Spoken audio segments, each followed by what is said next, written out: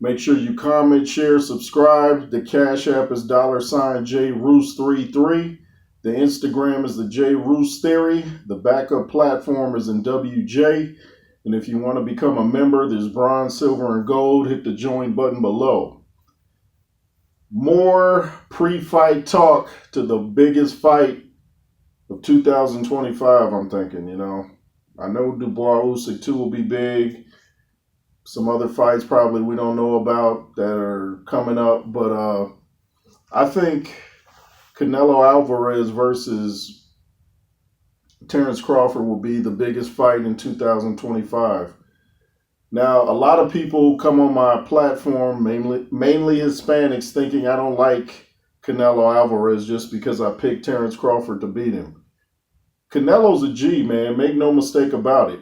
He's a G. He's just not going to beat Terence Crawford.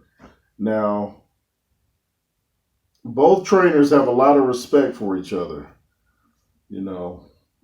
Reynoso, Bomac. Both trainers said that Terence Crawford is probably one of the best of all time. And Bomac said that Canelo is probably one of the best of all time. So there's huge respect between both camps. It's mainly the fans out there that don't seem to have respect for the other fighter. I see a lot of Canelo fans talk a lot of stuff that don't make sense. I see Terence Crawford fans say stuff that probably doesn't make sense, but because I'm riding with Terence Crawford here, I see more stuff from the Canelo side that doesn't make sense, And I saw an interview with Caleb Plant's trainer and Breadman. He was saying that Canelo is slowing down. He's flat-footed. And same thing Bomac was saying. This dude has like around 70 fights. That's like the throwback days. But Bomac doesn't think that Canelo's slowing down. He just thinks he kind of fights down to the level of his opposition and stuff like that. But Breadman was saying that Canelo's feet are flat-footed and Terence is great on his feet. And he's saying how Terence looks like he's growing taller. He said he must be doing something with his posture the way he's standing up. But that is a lot of fights, man. 70 fights.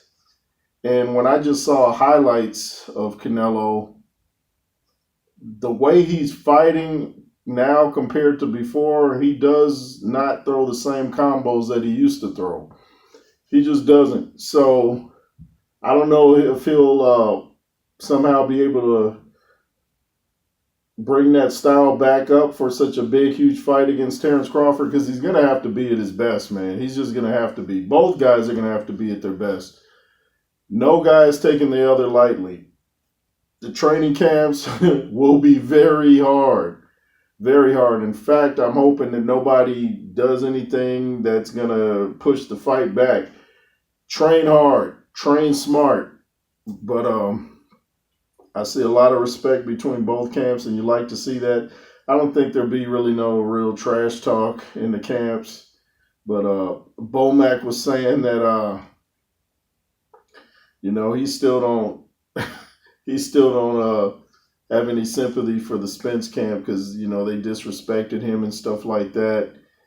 And I forget the platform that interviewed Bomac, but they asked him, did he learn anything about the Spence camp?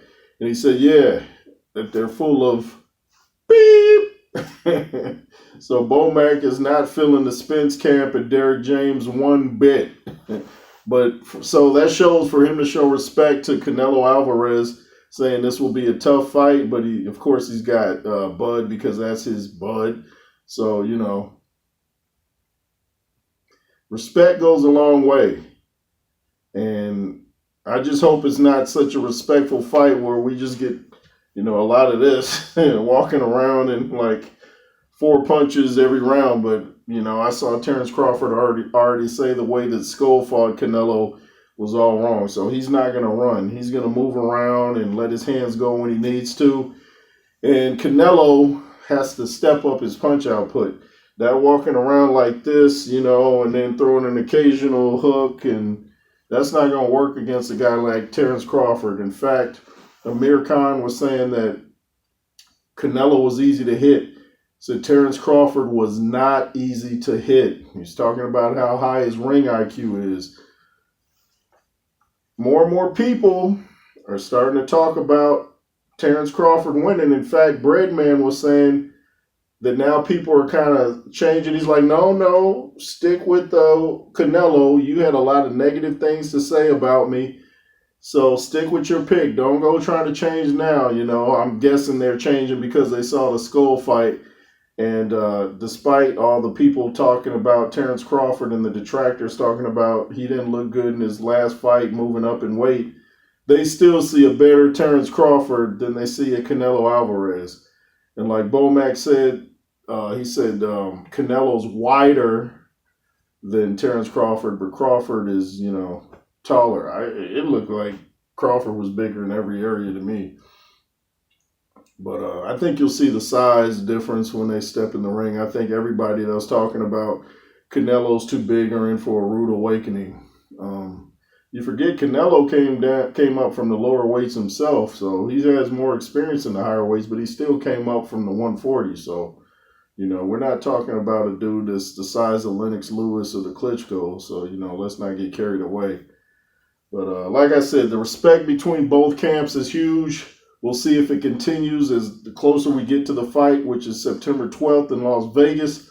Hopefully I can be there. That would be great. The J. Roos Theory live and direct. We'll see what happens.